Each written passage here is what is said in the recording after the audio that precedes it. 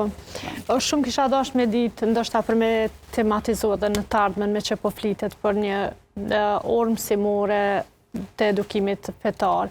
Çka konkretisht kemi? Ti edukojmë për fen, apo qa kish ndiku kjo në mbarvajtjen e mësimit, por edhe edukimin e nxënësve? Unë besoj që në përgjithësi e përmena idenë që për të rriso po flasim për gjithë të probleme, edhe për një alternativ tjetër, s'kem nevojë as me uftut, as me pas paragjykime.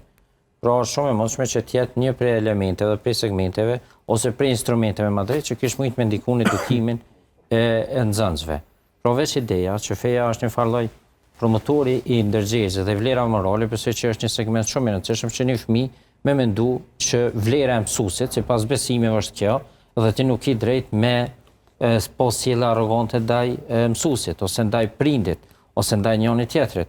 Por vlerat e gjithë bashkë me të besimit janë ato që kanë me fol ose kanë me nxit për me pranu tjetrin edhe ndryshe, për me qenë kundër bullizmit, për me qenë kundër fjalëve të këqija, për me qenë kundër shumë nxitjeve të cilat mund me qenë, si me thonë, ato nxitjet e para të konflikteve midis nxënësave dhe midis nxënësave dhe mësimdhënësve.